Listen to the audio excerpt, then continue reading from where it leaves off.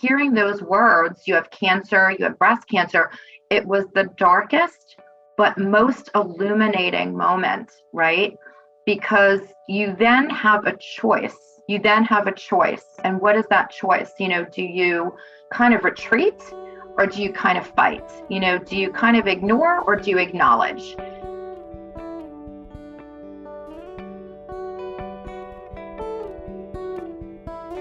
Welcome to Cancer Talks, a podcast sharing personal stories of transformation from people whose lives have been touched by cancer.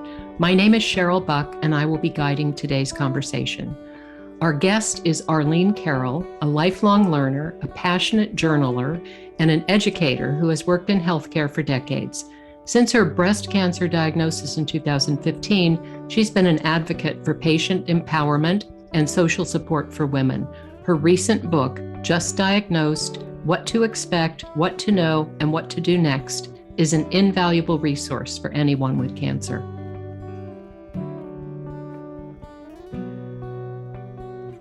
Hi, Arlene. Hi, how are you, Cheryl? I'm fantastic. How are you doing? Very, very well today. Great. And yeah. I'm really looking forward to our conversation today. I am too. I think that, for all you do and your team does, by changing the conversation and empowering people living with cancer and embracing the journey, I just think is a great mission. And hopefully I can kind of help guide and do the same here too. Yes. And we'll hear more about that as we go along here. Yeah. Yes. Wonderful. Well, why don't we start with what we call your early life? So growing up, I know you grew up in Brooklyn, a certain part of Brooklyn, right? Bay Ridge, Brooklyn in New York. Yes. Yeah. And that's right by the Verrazano Bridge and connecting Staten Island and Brooklyn. Yes. Okay. I had to look up on a map, even though I lived in New York for a while, to see where that was. I never got out of Manhattan. Yeah. Rarely got out of Manhattan. So yeah, it's funny because I actually had passed there off the Belt Parkway just, weeks ago, and was thinking a little bit about what was so special in those early years and growing up in Brooklyn in that area. So yeah. Well, what was it like? Did you live in a neighborhood that people knew each other? Yeah, that was the big city, right? When I go back these days and go by my old apartment building and look around and, everything seems so small, right? Because when you're small, everything seems big. And when you get big, everything seems smaller. But,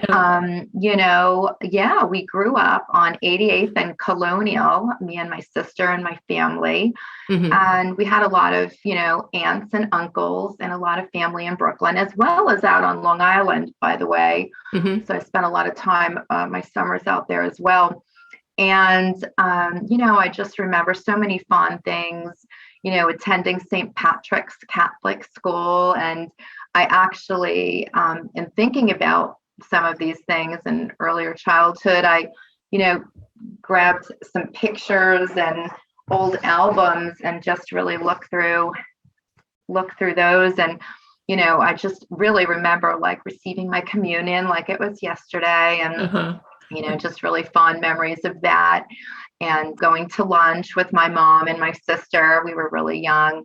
And just, again, under the Verrazano Bridge, there was this great little park, and my mom would pack, cheese sandwiches. That's my love of cheese these days. That's a whole nother story. But, just really fond memories of growing up in Brooklyn. We used to go to right off the Belt Parkway. There was a park, and we used to call it Butterfly Park because there were so many trees and flowers and so many butterflies. But right along the Hudson River, there were just beautiful ships and boats, and it was just lovely. And we were right over there by Coney Island, and some beautiful restaurants and seafood restaurants we used to frequent with the family. So just really, really nice growing up there. Did your aunts and uncles live within walking distance? Is that how you got around? Gosh, well, we had a car, and certainly, we did have a car.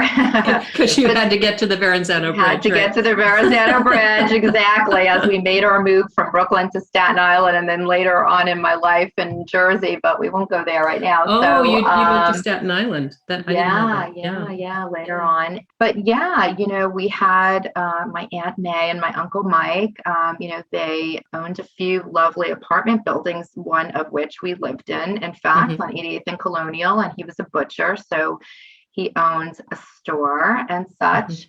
And yeah, I mean, just like that city life, later on, I've moved to Manhattan for many years, but, very busy, very urban, and sure, we walked a lot and, all of that. So just, it was really lovely, very family oriented. Yeah. There are probably a lot of movies that take place in all those places that you just described. I can picture it. Now, let's talk about the fact that you grew up in Brooklyn, but your accent is from the Bronx. How did that happen? Well, we could thank my mom for that. She grew up in Woodlawn in the Bronx, and very strong Irish Catholic background and such. We come from a long line of strong women, both on my mom's side and frankly, my dad's. My dad, he grew up on the Lower East Side, and my grandma, his mom, she actually came over from Poland. I was just thinking about this the other day. We had done genealogy, and she came over from in like 1906 and, migrated here to Ellis Island. And she came over I have a picture of the ship. In fact, yeah, it's just really amazing. Yeah, but my accent actually definitely came from my mom. So, yeah. It's great. As you know, I love your accent. Yes. Well, it's very funny. Thank you. Well, it's very funny because, as I was sharing, earlier on in my career, I was working for the New York Stock Exchange, and, you're dealing with very high level people. And I said, I got to get rid of this accent. And I thought, I went to, Uta Hagen Acting Studio. They had, took a lot of voice lessons. And again, it's not really hard to pick up an accent or not have an accent, but it's about consistency. And I remember as my ear got more in tune and, the tongue placement and mouth placement, all of that, I remember coming home one day and thinking and hearing my mom speak, and I'm like, that's where it came from, So, right. But what's interesting years later, if you don't, focus and practice, is that I remember just recently when my book came out, I had to get a headshot, an author photo. And I remember calling this great guy, a friend of mine from years ago, Beowulf Sheehan, who actually shot my headshot for the book. And I hadn't spoken to him in a long time. We used to kind of hang out in the Lower East Side and such. And so anyway, I called him up on a Saturday because I had seen his name in a book, actually, of this, doing someone else's photo. And I said, Beowulf, and he said, Arlene. And he said to me, Arlene, I've got to tell you, he goes, I didn't recognize the number, but that voice I can never forget. And I thought, see, there's a benefit to that then. That's right. Exactly. That's so great. Yeah. Well, your mom was a big influence in your life, not just her accent, but you talked about how how she really gave back to the community. So she and that you got a sense of service from her. Can you talk a little bit about that? Yeah, I mean, my mom was just so amazing, and she passed a couple of years ago. And, I never thought I'd be thankful for the passing of one's mom or dad, but, it was just a year prior to COVID, and I kind of was thankful about that in, the ways you can imagine. But she was just amazing. I sometimes say that people are moms first or career people first, or, which comes first. And my mom was always just a classic, awesome mom. She was always there for us, just an absolute giver. Just a beautiful person inside and out, very supportive, never asked questions, just was there, and whatever we needed, and listened, really, really listened. But she was an avid lover of history and English. And she worked down on Wall Street for quite some time until she was 70. In fact, she retired at 70. But she was very much a giver, volunteering for the church, really, she was just 100% there for my sister and me. Just, that was her thing, it was just her kids. So she was just an amazing mom. Yeah. That's wonderful. You're and very when fortunate. And when I got breast cancer, I remember thinking it was so hard to tell her because, such a hard thing to discuss. Well, at least it was. And certainly I needed somewhere to stay. And, I couldn't imagine just getting through that myself. And she's like, so I stayed with her for several weeks. And I just think, wow, certainly we have friends and what I always refer to as breast friends, right? Right. And my breast friend, Anita, my gosh, she's been amazing as well. She was there for every appointment. But I think at times, I reference in the book, just always have a, friend with you, a coworker, someone. And I just couldn't think about or imagine getting through that time without my mom. She was just amazing. So just unconditional love in the truest, purest forms. And that's really kind of rare today, I find, just generally. So, Yeah. Oh, that's wonderful. Yeah. Well, you've mentioned your breast cancer journey, a little bit of it here. Start at the beginning and just tell us about how your intuition really played a role in getting your diagnosis, that you felt something. Yeah, it was that little pinprick, literally the picture of a little pin, and it was a little pinprick in my right breast. And I thought to myself, my gosh, and it really was so infrequent. Every 2 weeks, I had maybe an ache or two under my right arm pit kind of area.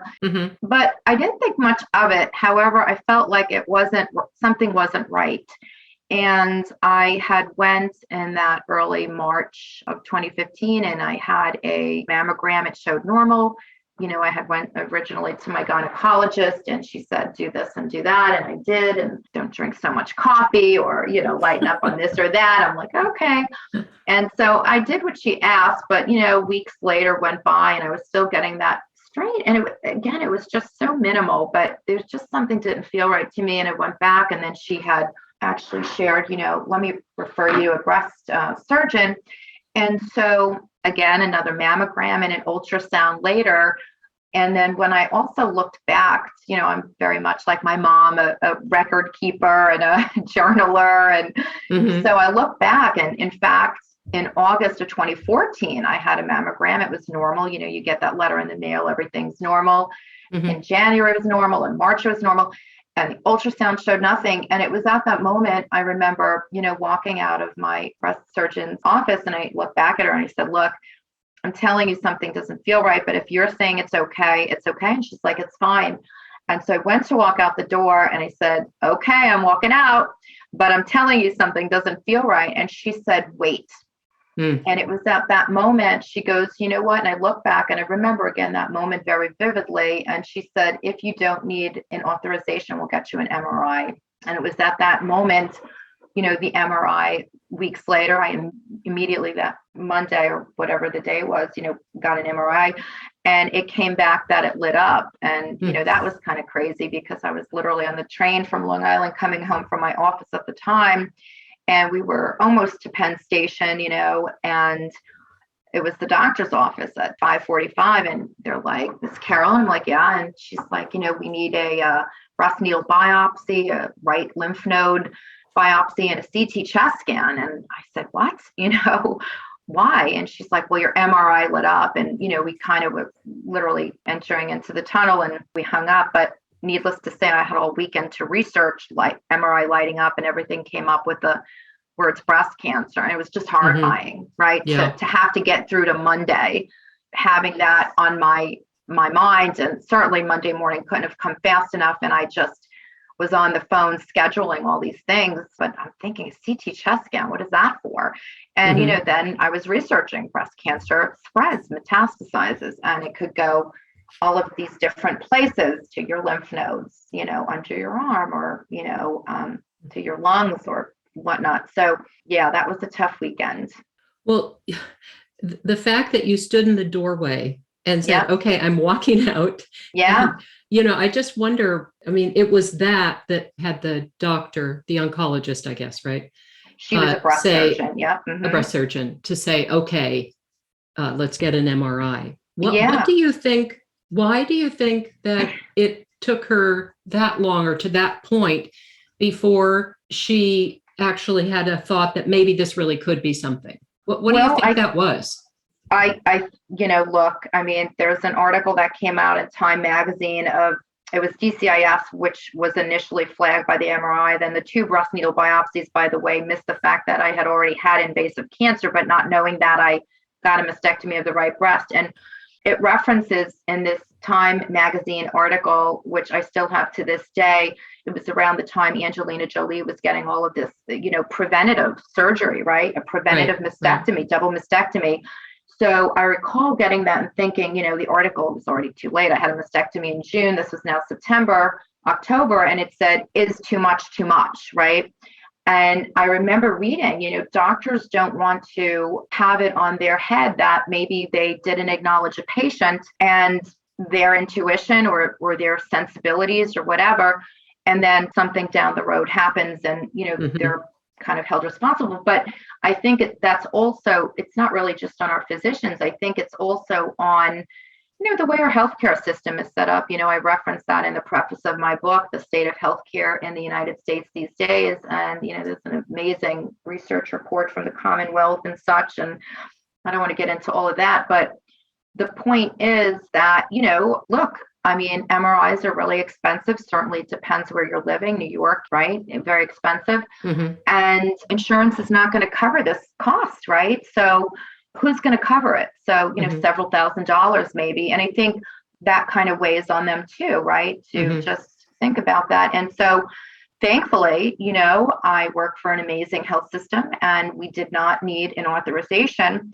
But I often think, Cheryl, what if I did? And how many people do? Was I going to maybe lay out those thousands of dollars out of pocket, having a chief breast surgeon at an incredible hospital and having radiation pretty much chair the department tell me there's nothing there? Was the insurance agency going to pay for that? Right. Was I going to, pay out of pocket after being told by these amazing, talented physicians, everything is fine? So it was really just a bit of luck and frankly, a blessing, because so many things like that along my journey just clicked, right? The fact that I even had a pinprick they thought was very unusual to begin with, because I can't tell you how many physicians, and I met with a lot because, I did not want to have to go for surgery.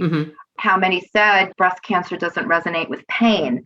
So one of the 7 things that I say in my book is having to do about owning your diagnosis. And by the way, those 7 things can be referenced for any diagnosis of any illness, not just breast cancer. Yes. But it's listen to your body, right? Listen to your body.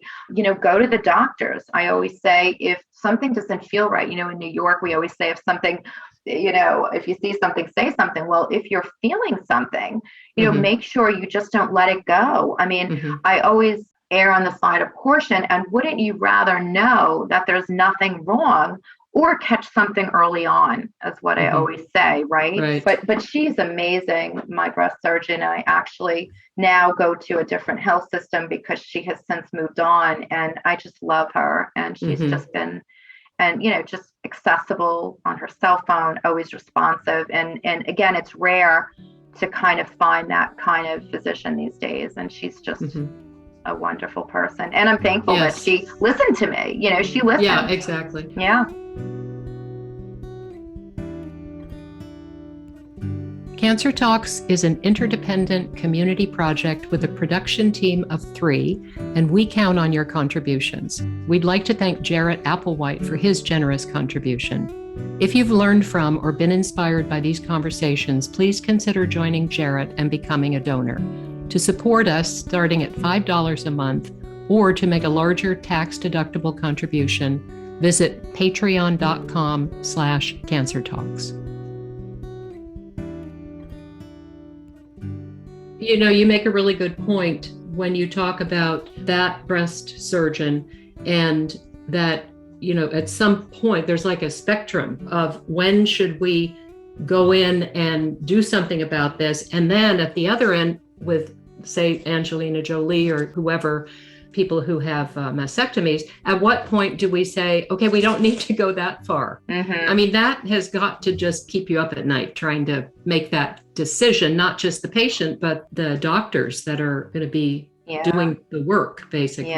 So, well, I always think about it, Angelina Jolie's case, and she took a lot of heat for that, by the way, which I think was not really warranted, frankly, because look, I always joke too.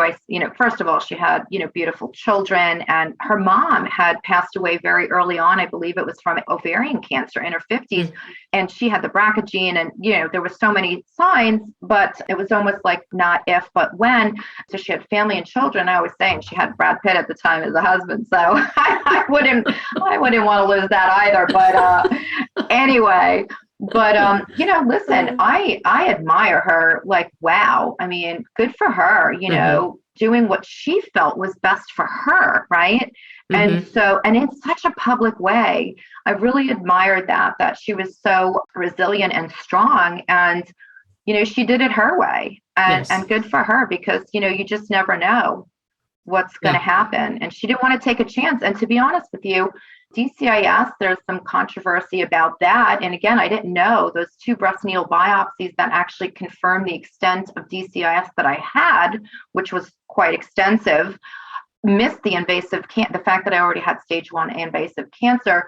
So I chose as well to have a mastectomy. I mean, there's standards of care, right, and such. And so I could have gotten radiation. It wasn't really a lump. It's just a diseased cells that, some of the controversy, in fact, is, will it change to cancer? Won't it change to cancer? So there's different, different options. But I thought to myself, almost like she did, frankly, why wait and see, right? Why wait? And my options were, active surveillance. When am I going to wait and go for breast needle biopsies? I don't know if you're familiar with those, but it's not a pleasant test. And then what do I want to do? Wait 6 months, 3 months, 9 months, 12 months, and then find out, oh, and by the way, it spread to my lymph nodes. Right. So it's a tough decision. I'm someone who takes action. I did not want to wait and see. Exactly.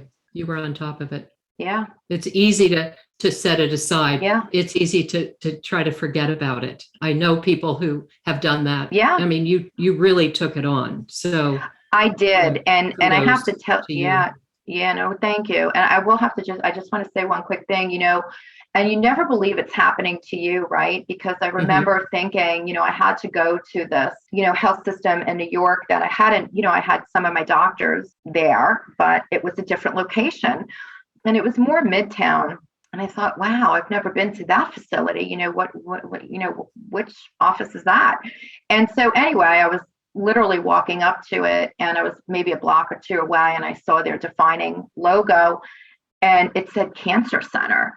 And I was literally horrified. I mean, I thought I had already felt the impact of it, but to see the word Cancer Center, again, you just, oh my gosh, you can't believe it's happening to you. So, and then you have to do something about it. You have to do something about it. Yeah. I mean, at least that's how I feel. And to your point, Cheryl, it is fearful hearing that you have cancer, or any disease for that matter.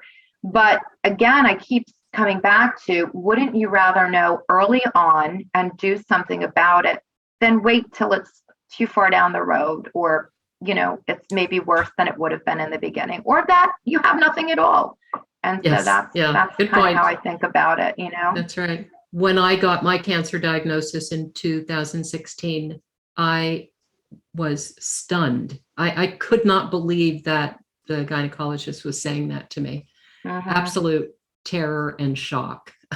Even though I had been reading about cancer, and if I ever got it, which I was really clear I never would, arrogant. But anyway, that moment is terrifying. That's one that we'll always remember. It is. And, I'll just say on that moment, I had just written a wonderful article. I had the just really amazing opportunity. I'm very involved with the NCBC, National Center of Breast Consortiums. Dr. Polakov, in fact, had gotten me involved. I'm on the survivorship committee. And I wrote a couple of words in the article. It's coming out in the Breast Cancer Wellness magazine, in March. And Beverly Vogt is just amazing publisher, and she has this amazing magazine that she founded. It's just so helpful for women. But the point is, there's a sentence or two that it was hearing those words, you have cancer, you have breast cancer. It was the darkest, but most illuminating moment, right? Because you then have a choice. And what is that choice? Do you kind of retreat or do you kind of fight? Do you kind of ignore or do you acknowledge? And again, I've always been that kind of type A, pushy, assertive kind of New Yorker spirit, now living in New Jersey. So yeah, it's kind of an illuminating moment as well. Yes, most definitely. Well, tell us, what made you think, I'm going to write a book? How did that come about? Yeah, I mean, that's just so interesting. And, I'm a big believer in that everything happens for a reason. And as difficult as this was, what a great blessing for me and hopefully for others came out of it. And so it was literally weeks before my surgery, and the front of the book has these 3 Post-its, and it was my mom and, my best friend, Anita, who said to me from day one, and I've always been journaling since I was in my teens and I have tons of stuff written everywhere, but they said to me, make sure you take notes. And I said, take notes, it will be fine, it will be nothing. And sure enough, as the first doctor says, oh, we'll be fine, we'll just run a test. And then the second doctor, it's like walking to the gangplank, right? And, the second doctor's like, oh, well, we'll just do one more test. And anyway, so I started taking all of these notes from doctor to doctor and test to test and really researching and getting my medical records and finding out what is it I have. Very often I have my medical records before my doctors called me, but it ended up, I was taking all these notes and I started out writing just a few scribbling on sticky notes. And then next thing you know, it was like I was asking the office, do you have a couple extra copies of paper from the, copy machine? And then I started bringing my own paper. And then I'm a big fan of highlighters and comparing information. And next thing you know, I said, oh my God, this stuff is all over the place. And I got a notebook. I started writing everything up in a notebook. And then that was overwhelming because, and then I started to speak to other women who had similar situations as I and had been through it, and started to kind of get their phone numbers and names. And then I said, I've got to type this all up in an organized fashion, very organized in my career and such and job. So I type it all up, and it was literally weeks before my surgery. And I realized 2 things. One, that I really guess I had breast cancer and I'm going for a mastectomy. And 2, I just happened to, look down at the bottom of the screen and I had written 63,000 words. So basically you couldn't help yourself. I couldn't help the answer myself. To why did you write the book? Yeah. Yeah. And, I thought, what do I do with this, in fact, though? And I called a very good friend of mine, business coach, good friends now 15 years plus, Alexandra. And I said, Alexandra, I just wrote 63,000 words. And what do I do with this? And she said, Arlene, send me some copy. Don't send me the whole thing. Just send me some. And I sent it to her. And the first thing she said to me was, this is amazing advocacy. And she had just the year prior been diagnosed with diabetes. And she said to me, Arlene, there was a book that I read that if I didn't have that book, I would have never gotten through the first year of diabetes. And she goes, this is a great piece of advocacy and you need to break it down into chapters. And I literally spent all these years doing that. And so that's really how it came to be. And the front cover is 3 Post-it notes. Yes. Because, you just want answers, right? And then along that road, I was literally told by a couple of people, there's a ton of book on breast cancer. We don't need another book on breast cancer. I was told that by a man and a woman, by the way. And, when somebody tells me no, then I'll take it from there. But what I did do is I did go to the bookstore and I ripped every single book out of the shelf and went online. And what I realized was that, there were amazing books by physicians, but I couldn't understand the book. I needed a book to read the book. And then there were books by celebrities, but kind of not, I couldn't really relate. And there was some information not there either. And then there were some books by people like myself who were neither a celebrity or physician or such. And those were very passionate and really amazing. But I felt like there was still something missing. And so, the front cover is boom, boom, boom, what to expect, what to know, and what to do next. And in fact, I didn't want to be a dictionary. I'm not a clinician, but certainly, I included it in it, the most basic of definitions, because although I work for an amazing health system, I do continuing medical education, fundraising, communications, all that stuff. The fact is I never had cancer before. And so even though I worked for an incredible health system, who knew what to expect? And I have to tell you, it was a bit of a crazy journey. So the goal of the book is well, to help before you others. say the goal, can you go back and say the whole title?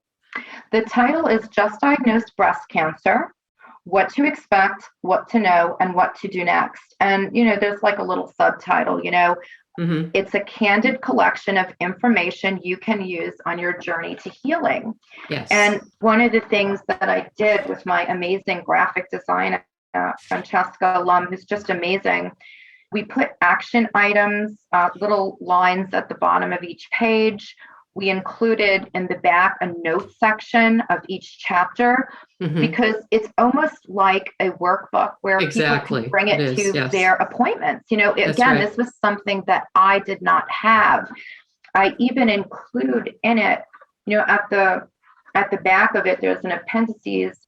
There are several of them, resource A to H, and it talks about, words you may need to know, tests you may need to take, and beyond your doctors. And then there's a section, organizations that provide helpful and exceptional support, because I started to realize, I was very blessed, lucky, whatever you want to call it, to have health insurance, to only have a copay. And I started to think of women and men, by the way, small percentage, albeit, but it's a big financial strain. So limited resources and insurance and not having all of that. So I put in here a section I called like 15 organizations, both organizations that support women from a financial standpoint, like the Pink Fund, or just different organizations that provide maybe transportation if you need, provide helpful and exceptional support to women, to women in need. So, yeah. Well, you, at the beginning of the book, you make a promise to your readers. Yes. Yeah, I can tell you have the book in front of you. Do you want to I do. tell us what the promise is? Yeah. I will. And I will. Let me get to that page. So it says, my promise to you is, to the best of my ability, through my personal experience with breast cancer, show you too how you can become empowered and take control of and own your diagnosis and not have it own you. Yes. And Cheryl, I start each chapter off with an inspirational quote. It was inspirational, certainly to me. I hope that each person will have their own. And I close with an inspirational quote too. And the first one that I open with is, there's a long story. I'm not going to get into that now, but everything can be taken from a man, but one thing, the last of human freedoms, to choose one's attitude in any given set of circumstances, to choose one's own way, written by Viktor Frankl, a Holocaust survivor who went on to, write the book Man's Search for Meaning, who also developed logotherapy. And, it's the primary motivational force of an individual to find meaning in life. And, we have a choice, right, when we are diagnosed with any disease. And what are we going to do with this information, right? Once you get past the fear, the disbelief, the whys, the endless doctor's appointments, and all of that, what is at the end, and very much like your organization is doing, is focusing on embracing it, empowering people, and then what do you do thereafter once all of those things are kind of under your belt, so to speak? And then it's about an attitude, a choice. And then how are we going to be living going forward? And how is this positively impacting you and others around you, right? So that's really that. And I do just want to say one more little mention, in the epilogue, I'm going to quote from Dorothy from The Wizard of Oz, yes. or Glinda, I should say. And I'll say this because it's really relevant. And it's, when Dorothy at the end of The Wizard of Oz, she's helped everyone along her journey and she wants to get back home. And Dorothy pleads for the hot air balloon.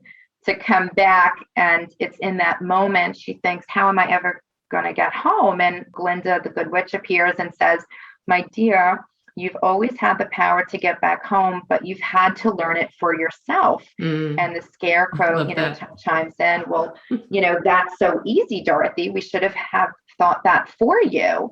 But Glinda, again, makes clear that Dorothy had to find it out for herself.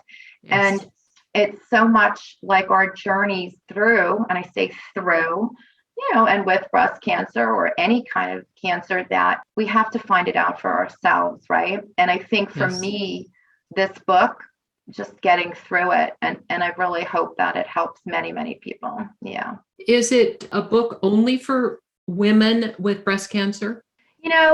It's ironic because, well, no, I think, again, I really, after I wrote it and I started to really read it myself and reference it, in fact, again, the 7 steps to own and take charge of your diagnosis, I think, is relevant to any health issue. Listen to your body, go to the doctors, research, really understand what you have. Yeah. And it is within chapter, I think it's chapter 5, who knew, on a journey through cancer, breast cancer, that I'd be writing a chapter titled, Are We a Product of What We Eat, Our Environment, and Our Lifestyle Choices? Because as I started to really dig in, I don't have the BRCA gene. We live well into our 90s. We have great genetics.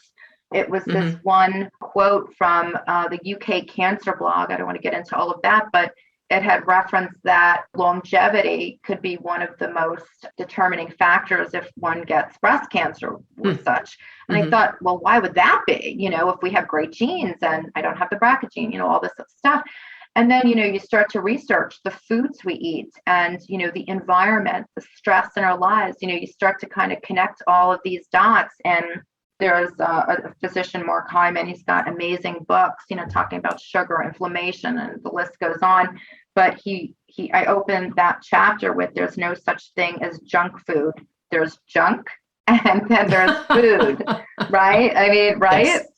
Yeah, that's great. I'm really glad that you brought that up. I'm fascinated with the question, what's causing all this cancer? So I looked at the statistics. This was in 2019, so about 3 years ago.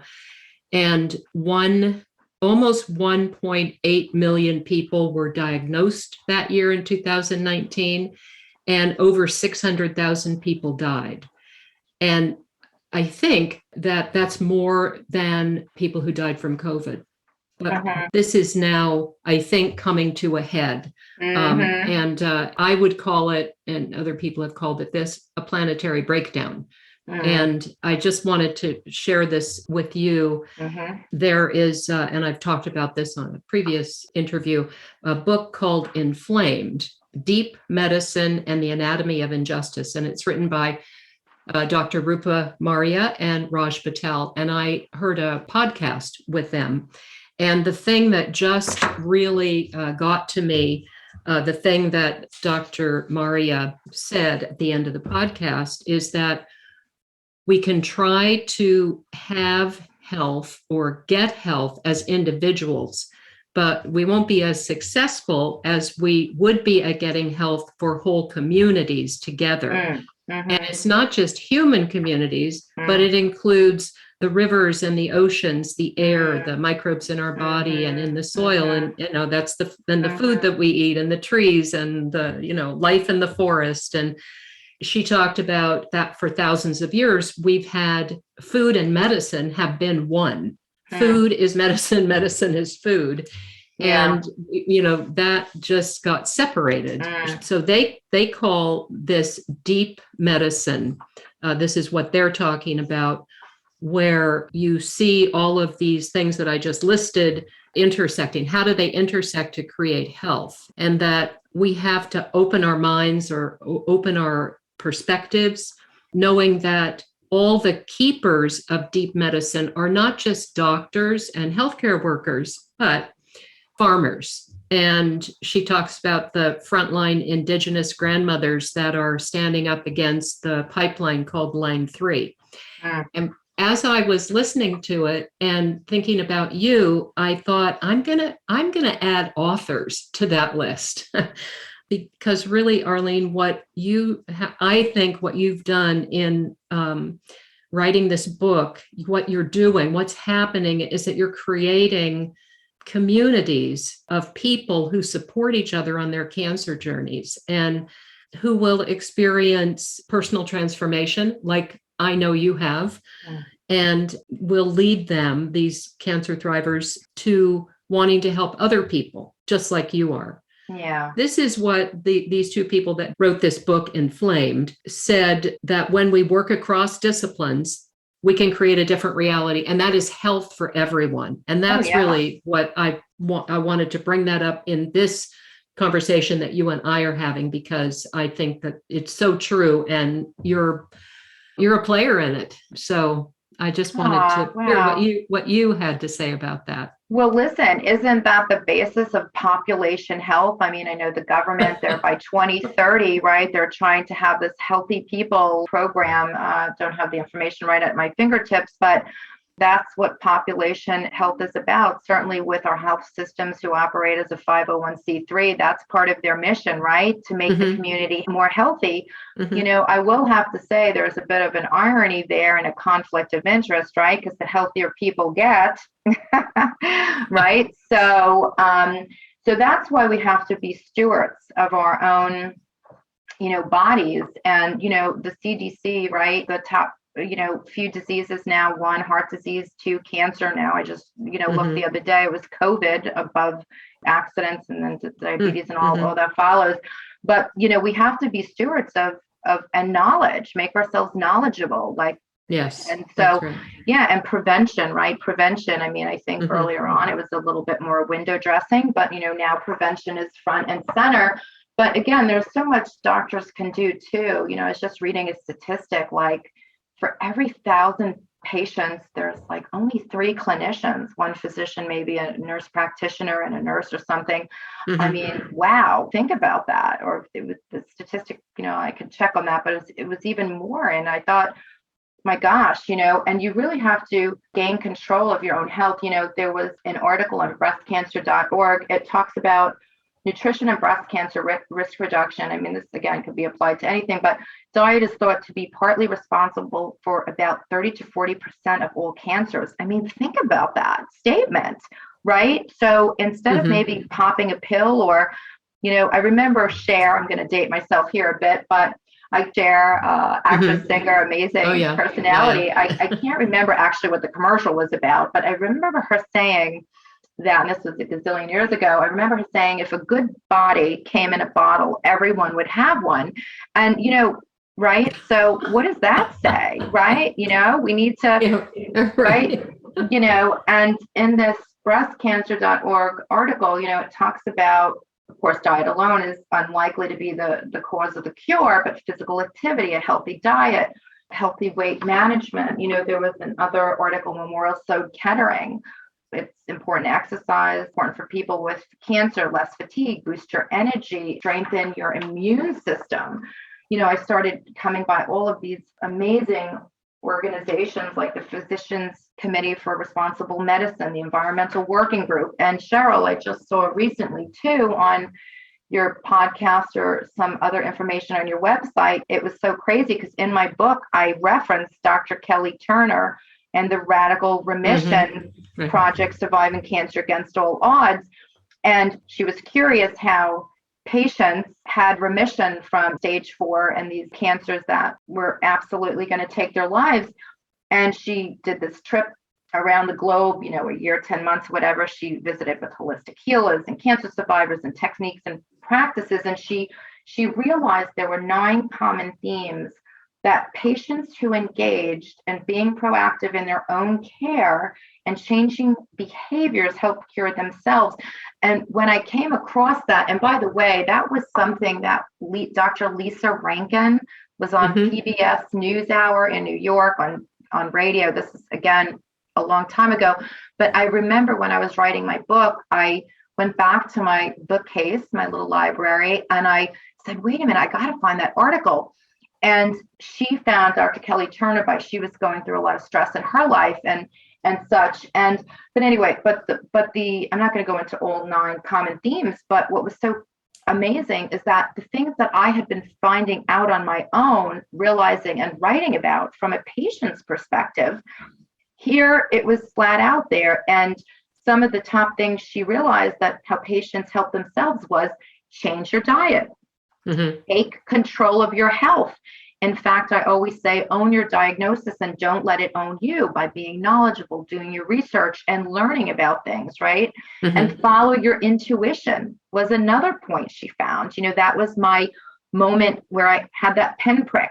And then she says also embracing social support, right? And engaging others, having a breast friend. And the thing about breast cancer versus other cancers, not to diminish, of course, lung cancer, or pancreatic cancer, these serious cancers, is that it's a very personal part of our bodies, right? And it's kind of embarrassing to say, I have breast cancer. Like, it was so embarrassing. And I was afraid to talk to anybody. And it was really that April and March, in fact, where my first two breast friends were Rita Wilson, singer, actress, Tom Hanks' wife, because I knew nobody with breast cancer, and she came out and talked about it. She was misdiagnosed as well. Sandra Lee, Governor Cuomo's partner, celebrity chef at the time, she had as well DCIS. And so then when I remember going into surgery, I was around literally the water cooler at work. And this good friend of mine, Renee, and she connected me with some other women. And then the floodgates opened. And I think one of the most incredible things, at least in my journey, and this goes to, we have to be open about it. We have to speak to others. We do need that support system. Yes. Is that I had a good friend, still have a good friend. She's in Paris, a little bit older than me. And we were doing these apartment swaps for years in a row. She happened to love the Upper West Side. And I love looking at the Eiffel Tower. But anyway, that was her view. And she got, the Hudson River. That's fine by me. But the point is, I remember when I was first diagnosed in 2015, I said, Christiane, I'm not going to be able to come this year. You're welcome to still come. We'll figure it out. And she said, she's like, what's up? And I said, it's breast cancer. And she goes, Arlene, and we've known each other now for at least 10 years, right? Right. And she said to me, Arlene, I've had 4 surgeries and I've had breast cancer for years. And she said she had 4 surgeries in the last few years. So, and I'll just say one other quick thing. I remember my CEA marker was high, and they don't usually use that as a diagnostic test for breast cancer, but the doctor had taken it for whatever reason, and it was high. So once it's high, then you have to keep tracking it. But I remember going for my first, what was called a PET scan. And I thought, wow, what's a PET scan, right? So I go for this PET scan, and, they basically inject you with radioactive sugar. And I'm thinking, because, I'm asking, what are you doing? You have to sit in a chair for at least an hour, until it, gets throughout your system. And then they put you in this test.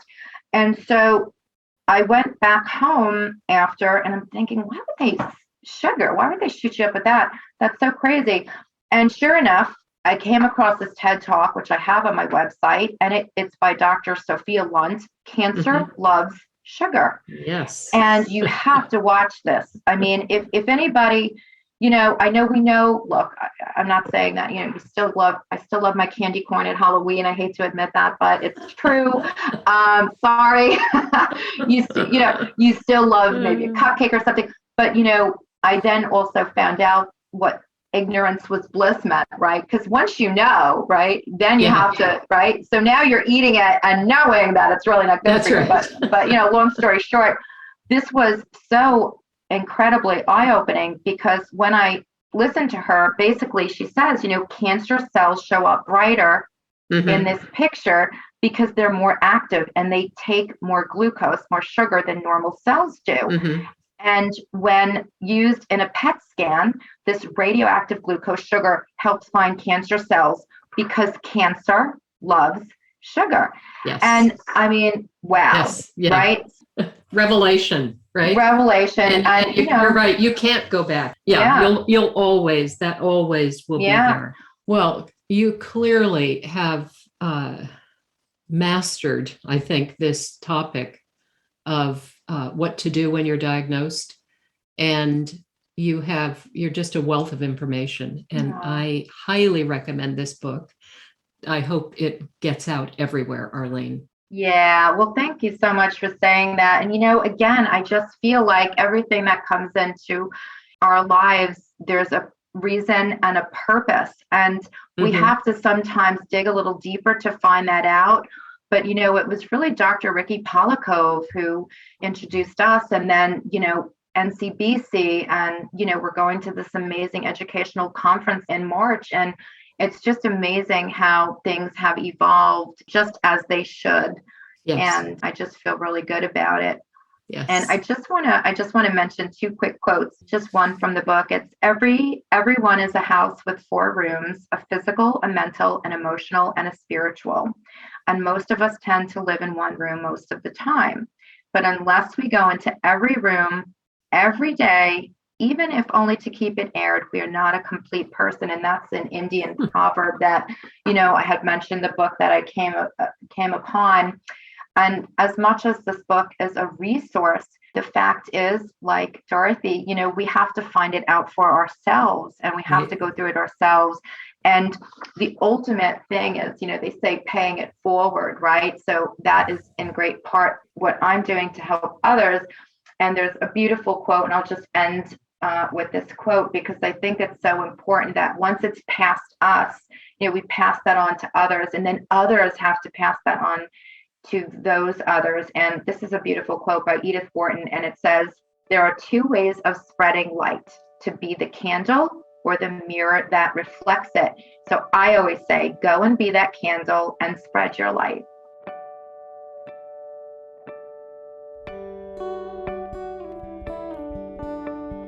If you enjoyed this conversation, please leave a review in your podcast app. Cancer Talks is a platform for anyone who's been touched by cancer.